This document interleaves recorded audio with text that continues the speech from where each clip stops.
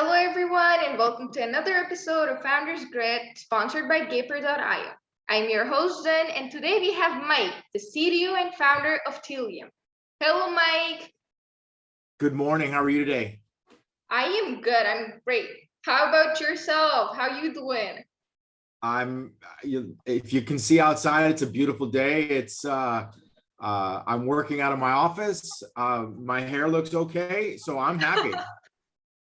I love how your hair looks. You look cozy. It's perfect. Oh, I love your guitars, by the way. I can see them in the background. You play? I do. These are actually COVID guitars. Being trapped in a room for a long period of time, I just kind of bought guitars repeatedly during the COVID year. So yes, but I do play as well.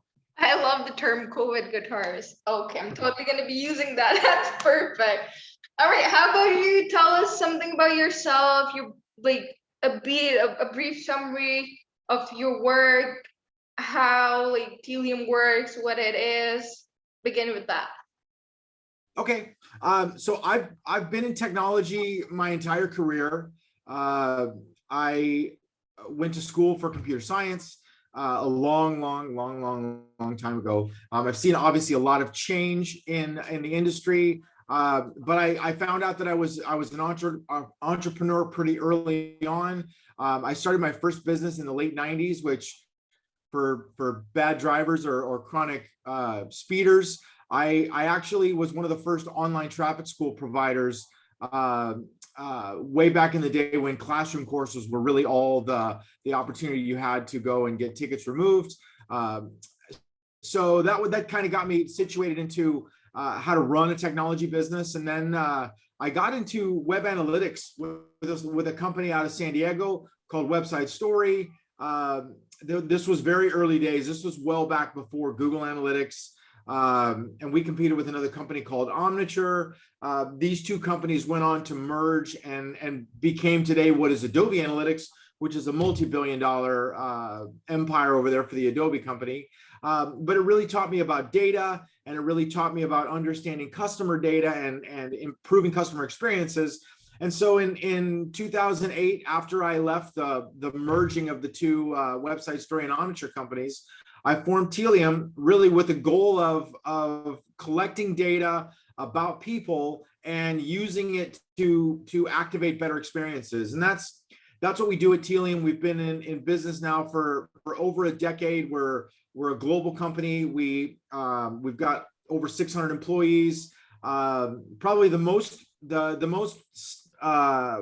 proud stat that I have is that on an annualized basis, we actually process 6 times the event volume of Google search, which that's a very big number. And so that's what we do. We started in San Diego, but we very quickly put up locations in Europe and in APAC, and we declared ourselves a remote first company in about March of last year with COVID, and I think we're going to talk a little bit more about that today. That's perfectly awesome. I love that story. It's perfect.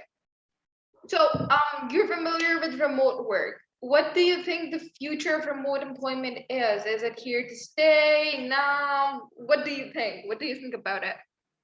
I think that there are certain industries where it's absolutely here to stay. I think that there are other industries where, unfortunately, they don't have the luxuries to do it. I was just talking to a lawyer as an example, and she told me, she said, look, remote work is not really something that my industry will allow, because when you're meeting with a lawyer, a lot of the personal touch has to be there. And so I think that there are still industries where remote work is not an option, but I believe in technology, remote work is at least for my career, it's here to stay. After starting last year and seeing what was going to happen, I told my CEO, I said, look, the reality is I don't ever see myself going back into the office to go into my office and close the door and work by myself. It's not going to happen. So if I go into the office, it will be to celebrate, to provide better culture for events, to get connected to the employees. But I don't feel that I need to go into the office to actually get work done, and I don't believe that that will change. I love your answer. It's like such an honest answer because whomever I've asked past year about the future of remote employment, they always either say it's here to stay, it's not here to stay, or it's either going to be 2 days of office and then the rest at home. But yes, your answer is perfectly honest and true. Like some businesses can afford it, others can't. I like it. When we've been very connected with our employees throughout this COVID uh, uh, episode, and a couple things that we can't deny, uh, our engineering efficiency metrics are through the roof, and you can't deny that. Our employees are happier. Our employees feel less stressed. That you go through some transition period where people need to get monitors and microphones and headphones and things set up at their house. But once you make it through that, it feels like it's smooth sailing. We've polled our employees and said, how many days a week would you like to come back to the office? Not a single person said that they wanted to come to the office 5 days a week, 8 hours a day. The reality was, and really not many people wanted to come in, even what you mentioned, 2 days a week in and 3 days a week off. If you're saying complete days, most people, they want to work like maybe a 12 to 20 hour work week in the office, and they see that as a 2 to 4 day in the office scenario. So a lot of people want to come in for 3 to 4 hours a day. Some of those people have situations where they may not have air conditioning at home, or they may just have a newborn and they need to get away from that baby. Or we have certain teams, like our design teams, they try to come into the office every day for a couple hours because they need to collaborate. But there are other teams where people can work more, in more of a siloed sense, and they don't need to. So it still has a lot of variety to it, but the nature of it is that I think people are much happier, and really far less stressed being able to work from home. And we're seeing the benefits of it from a efficiency metrics perspective. Very true, very true. Not everyone wants to go to the office. No, they're more comfortable at home. They do want to Yeah, get out for the sake of human interaction, but that's about it. They wouldn't want to go to the office and work. yeah, Remote work's more yeah. flexible as I see it. All right. So, how did you like incorporate the idea of remote work in your mode of working? Did you just come up with it one day? You were like, I'm gonna go with this, or how? There was just some circumstances that aligned. It was something that I would say we were a pretty early adopter of it. And I just remember it was early March, and my CEO called me up and said, what do you think about this remote stuff? What do you think we're going to do? And I said, like, I didn't care about the rent on the office. I didn't care about the office space. I didn't care that it was kind of depressing that we had this lovely office in San Diego by the beach that was empty. What I did care about was my engineers were getting a lot more work done, and they were happier.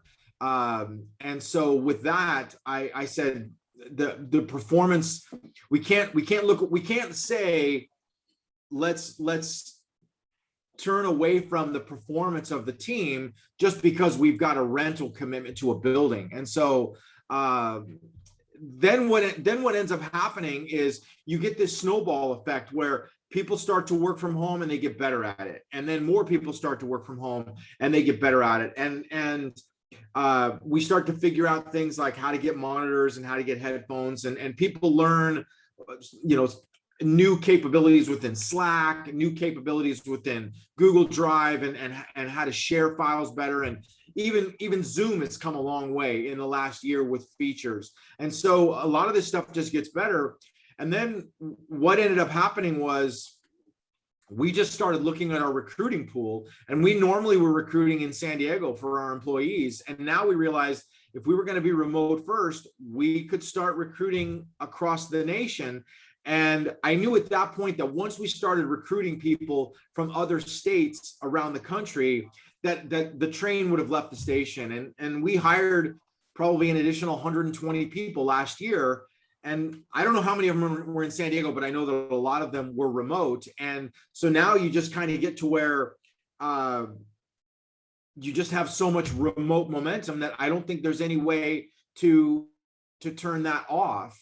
And the last thing that I think around that really weighed in, I was scheduled to go to Australia to visit our Australian office in April of last year. And when I go out there, I meet with a lot of our customers. I especially meet with our biggest customers, and I've built a lot of great friendships with them. And so we have dinner, and it's a nice social event. But obviously I wasn't going to go this year. And so we had to schedule we ended up scheduling some meetings, but they were going to be Zoom meetings, and we were able to cancel the meetings a couple times. And there's the time zone challenges with Australia. So I'm doing something late in the afternoon for them, and that's early morning for them. But we ended up doing a meeting that was supposed to be with just their chief data officer. And it ended up that their chief marketing officer and their chief information officer came into the meeting as well. And it was an amazing meeting. And they told me, they said, we love when you come out to Australia, but when you come out, it's really stressful for us because we know that you've come such a long way and we need to make ourselves available for you. And if something hits with work that we need to deal with, it's really hard for us to deal with it and come to see you. So no offense, but you not coming to Australia is actually amazing for us. And giving us the time to meet over Zoom, we can now have better meetings with more executives. And it really just kind of set the tone for what I think customers want too. I think there's a convenience of being able to schedule and reschedule meetings over Zoom. The personal touch is certainly valuable, but I used to go to Australia 3 times a year and go to Tokyo 3 times a year and Europe 4 times a year. And I was all over the US. Now, I may make 1 trip a year into region, and that will be it. And I think that's all that's needed, but I can still stay very connected to our customers because everybody has adapted to the Zoom mentality. That's the beauty of remote work. Like we Yeah. get in a lot of guests for the podcast, and if like one of us isn't available or if they aren't available, they just like shoot us an email or we do the same. And that's Yeah. it. No misunderstandings, nothing. And your reputation stays in place. And also, when I hear the word Australia, I just have this urge to crack a dad joke. Is it really upside down? It's not, well, there are, you know what, actually living in San Diego, I was really excited the first time I went to Australia, and I got off the plane. I thought I mean, San Diego is a beautiful place, don't get me wrong, but I was born and raised here, so I'm very used to it. And I got off the plane, I thought, this is just like San Diego with people with weird accents and probably a little bit better coffee. Yeah, no, if you haven't been there, it's an absolutely gorgeous place to see. I like Australia. I would love to go there. San Diego, I've Yeah. been. I absolutely love San Diego. And if it's the same with just people with weird accents, then yeah, definitely. I would love to go there someday. Yeah, All right. it's gorgeous. Oh, I would love to visit Australia. All right, moving on. So, Okay. the pandemic has forced many companies and even like schools and colleges to go online. What do you think were the major roadblocks and challenges for these companies and schools? I think for the students, I don't think this is a major roadblock to get accustomed to the idea of being remote and educating remote. I think that it's very easy for the younger generation to adopt the idea of remote education.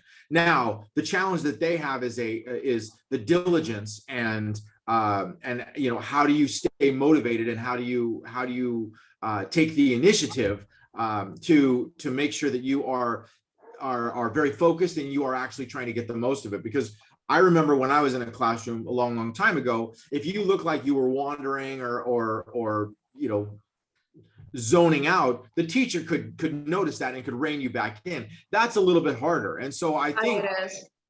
I think in education, what you're going to have is you're going to have a broader divide. When you have the classroom schools, you have the people that are very motivated and are there to learn, and then you have the people that are not that motivated and are not really there to learn.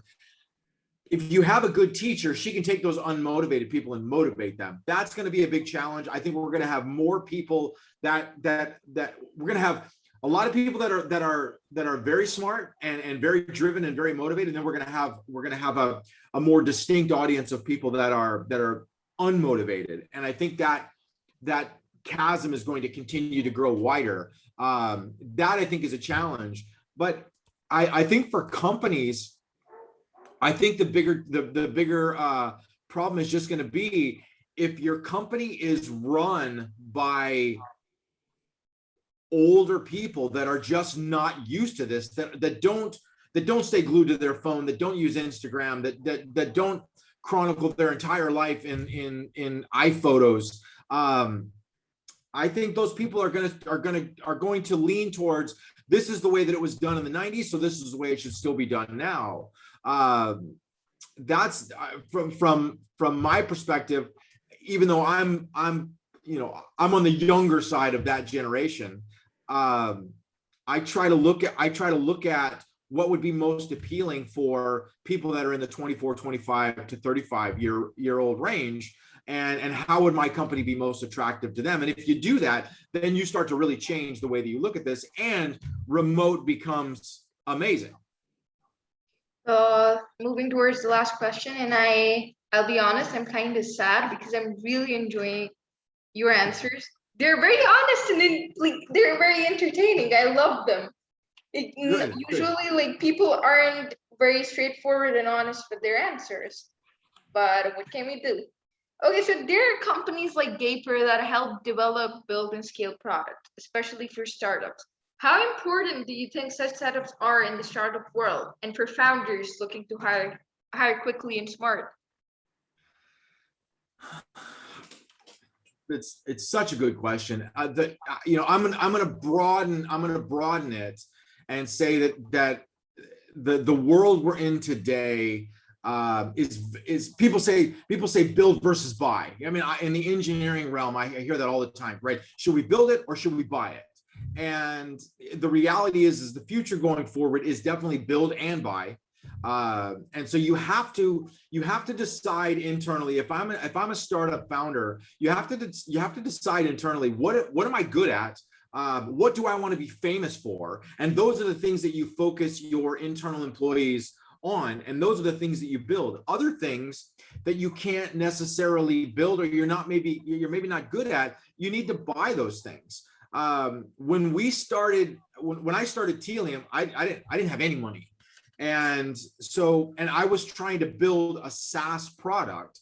And as a result, I could barely afford to hire engineers, let alone site reliability engineers and NOC operations and people that are going to run the hardware and install hardware. And so I was lucky that things like Amazon AWS were just starting back then.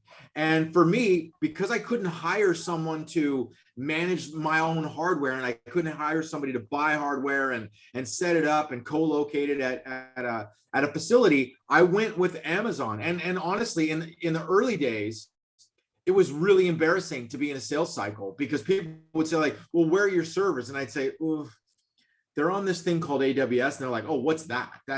Why don't you have your own facility? Why don't you have your own co-location at Rackspace? What are you doing on this cloud? Now, 10 years later, everything is turned. And if you're not cloud, it's like, what are you doing? But I couldn't afford to hire the people that would manage the hardware for me. So I had to pick and leverage technologies like AWS to give me that.